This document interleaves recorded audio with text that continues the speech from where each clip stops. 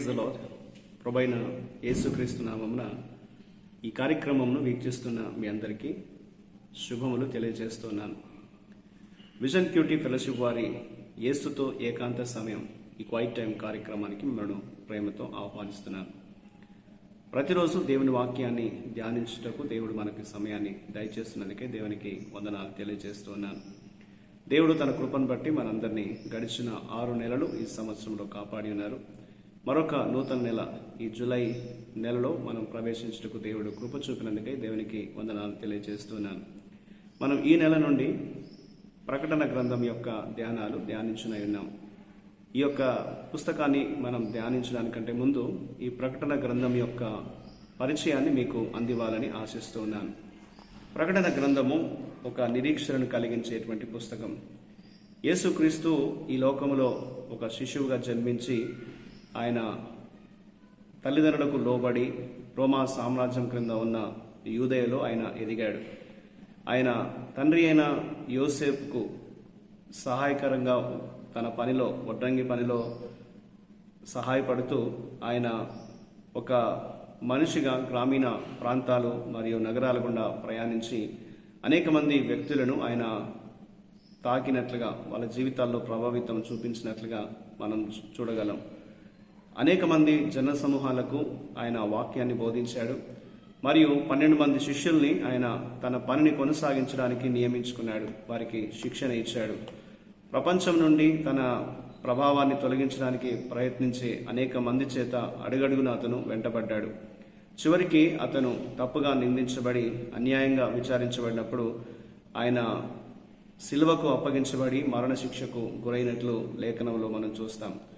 మేకులతో కొట్టబడ్డాడు, శపించబడ్డాడు మరియు సిలువలో వేలాడదీయబడ్డాడు.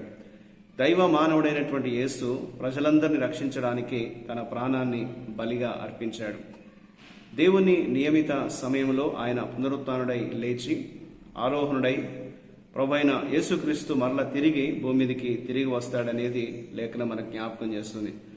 ఆయన లోకమంతటికి ప్రభు అని అందరూ తెలుసుకుంటారు. ఆ సమయంలో ఆయన ప్రేమించేవారు ఆనందిస్తారు.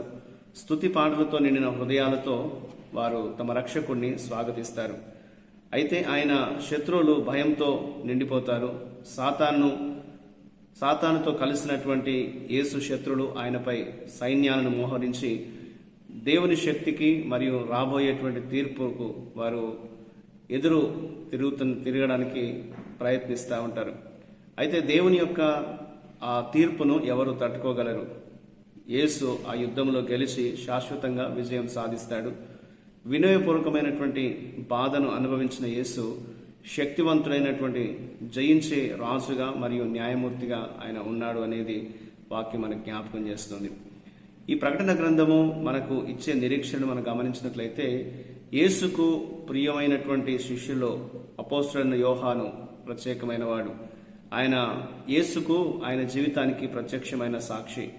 విజయవంతమైన ప్రభు నీతిమంతులను వారు కాపాడడానికి మరియు దుష్టులకు తీర్పు తీర్చడానికి ఖచ్చితంగా తిరిగి వస్తాడని యోహాను ఈ గ్రంథంలో ప్రకటించాడు. అయితే ప్రకటన గ్రంథము ఒక హెచ్చరికనిస్తున్నటువంటి గ్రంథం అనేది మొదటి శతాబ్దం సంఘములో పరిస్థితులు ఎలా ఉండాలో అలాగ లేవు కాబట్టి వారిని యోహాను ద్వారా ప్రభు హెచ్చరించినట్లుగా లేఖనంలో మనం చూస్తూ ఉంటాం. యేసును నమ్మినటువంటి వారు నీతిలో జీవించడానికి తమను తాము అంకితం చేసుకోవాలని వారు పిలువబడ్డారు. యేసు దాదాపు 2000 సంవత్సరాల క్రితం యోహానుకు ఈ ప్రత్యక్షతను ఇచ్చినప్పటికీ అది నేటికి దేవుని ప్రజలకు ఓదార్పుగాను మరియు సవాలుగాను నిలుస్తుంది. యోహాను నిరీక్షణ దర్శనాన్ని అర్థం చేసుకున్నప్పుడు మనము ధైర్యంగా దేవుని కొరకు జీవించవచ్చు. మన జీవితాల్లో యేసు తన ప్రజలను రక్షించడానికి మరియు వారిని ధిక్కరించిన వారందరి లెక్కలు పరిష్కరించడానికి ఆయన తిరిగి వస్తాడనే సంగతి మనం అర్థం చేసుకోవచ్చు. యోహాను ఈ యొక్క ప్రకటన గ్రంథాన్ని దేవుని నుండి తను పొందుకున్న ప్రత్యక్షతను ఆయన ఎలా ఆ ప్రత్యక్షత పొందాడో వివరిస్తూ రాశాడు. ఆ తర్వాత అతను ఆసియాలో ఉన్నటువంటి 7 సంఘాలకు యేసు నుండి వచ్చిన నిర్దిష్ట సందేశాల్ని తెలియజేశాడు. అకస్మాత్తుగా ఈ దృశ్యము మారి నాటకీయమైన మరియు గంభీరమైన చిత్రాలు యోహాను కళ్ళ ముందు కనిపిస్తూ ఉంటాయి. ఈ దర్శనాల శ్రేణి మనకు భవిష్యత్తులో ఏ రీతిగా పరిస్థితులు ఉండబోతున్నాయో సూచిస్తూ ఉంది. చెడు పెరుగుదలను ఇది తెలియజేస్తూ ఉంది. ఇది క్రీస్తు విరోధుతో ముగుస్తుంది అనేది లేఖనాల్లో మనం చూడగలం. ఆ తర్వాత యోహాను రాజులందరిపై రారాజుగా యేసు విజయం సాధిస్తాడని, తర్వాత గొర్రెపిల్ల వివాహాన్ని గురించి, దేవుని తుది తీర్పు మరియు క్రొత్త యెరూషలేము యొక్క ఆవిర్భావం గురించి యోహాను ఈ గ్రంథంలో వివరిస్తున్నాడు. యోహాను శతాబ్దాలుగా క్రైస్తవులుగా ప్రతిధ్వనించినటువంటి ప్రార్థనలు ఆయన ఈ గ్రంథంలో రాసినట్లుగా మనం చూడగలం. అదేమనగా ఆమేన్, ప్రభు అయిన యేసు రమ్ము అని అనేక మంది యేసు రాకడ కొరకు ఎదురు చూస్తున్నారు చేసే ప్రార్థనల్ని ఇందులో మనం చూడగలం. మనం ప్రకటన గ్రంథాన్ని చదువుతున్నప్పుడు దేవుడు బయలుపరిచినటువంటి ప్రణాళిక యొక్క అద్భుతమైన దృశ్యాన్ని చూసి యోహానుతో పాటు మనం కూడా ఆశ్చర్యశక్తులంగా అవుతాం. యేసు సంఘాల్ని హెచ్చరించడాన్ని మనం జ్ఞాపకం చేసుకోవాలి. ఆయనతో మనకున్న సంబంధాన్ని అడ్డుకునే ఏదైనా సరే అటువంటి పాపాన్ని మనం నిర్మూలించాలనేది ఈ గ్రంథం మనకు తెలియజేస్తుంది. దేవుడు ఆయన సార్వభౌముడు, సమస్తాన్ని తన నియంత్రణలో ఆయన కలిగి ఉంటాడని, యేసు విజయం ఖాయమని మరియు ఆయన విశ్వసించే వారందరూ కూడా తప్పకుండా రక్షించబడతారని తెలుసుకొని మనం నిరీక్షణతో ఉండాలని ఈ గ్రంథం మనకు తెలియజేస్తుంది. ఈ పుస్తకం రాయడంలో ఉద్దేశాన్ని మనం గమనిస్తే యేసుక్రీస్తు ఆయన యొక్క గుర్తింపును తెలియచేయడానికి మరియు విశ్వాసులను హెచ్చరించడానికి, వారికి ఉన్నటువంటి నిరీక్షణను తెలియచేయడానికి ఈ యొక్క ప్రకటన గ్రంథం రాయబడింది. దీని గ్రంథకర్త అపోస్తుడైనటువంటి యోహాను. ఇందులో ఉన్నటువంటి అసలు ప్రేక్షకులు ఆసియాలో ఉన్నటువంటి 7 సంఘాలు మరియు ప్రతి చోట ఉన్నటువంటి విశ్వాసులందరూ కూడాను. రాయబడినటువంటి తేదీ సుమారు క్రీస్తు శకం 95లో ఈ గ్రంథం రాయబడింది. ఇది రాయబడిన స్థలాన్ని మనం గమనిస్తే యోహాను పద్మాసు ద్వీపంలో ఉండి ఈ పుస్తకాన్ని రాశాడు. ఈ పుస్తకం యొక్క బ్యాక్గ్రౌండ్ నేపథ్యాన్ని మనం గమనిస్తే గనక యోహాను రాసినటువంటి ఆసియాలోని 7 సంఘాలు డొమేషియన్ చక్రవర్తి క్రీస్తు శకం 90-95 వరకు ఆయన పరిపాలించిన కాలంలో ఆయన పరిపాలన క్రింద హింసను ఎదుర్కొంటున్నాయని చాలా మంది వ్యాఖ్యాతలు నమ్ముతారు. రోమా అధికారులు యోహాను పద్మాసు ద్వీపానికి బహిష్కరించారు. అవతారుడైనటువంటి క్రీస్తు ప్రత్యక్ష సాక్షి అయినటువంటి యేసుకు మహిమాన్వితమైన యేసు దర్శనాన్ని ఈయనకు అందించాడు యోహానికి. కాబట్టి ఈ దర్శనంలో భవిష్యత్తులో ఏం జరుగుతుందో, చెడుపై దేవుని యొక్క అంతిమ విజయము ఏ రీతిగా రాబోతుందో కూడా యోహాను ఈ పుస్తకంలో వెల్లడించాడు. ఈ గ్రంథం యొక్క ముఖ్య వచనాన్ని మనం గమనిస్తే, సమయం సమీపించినది కనుక ఈ ప్రవచన వాక్యములు చదువువాడును వాటిని విని ఇందులో వ్రాయబడిన సంగతులు గైకొను వారును ధన్యులు. ప్రకటన 1:3. ఇందులో ఉన్నటువంటి ప్రధాన అంశాలు మనం గమనిస్తే, చర్చ్ సంఘములకు రాయబడినటువంటి లేఖలు.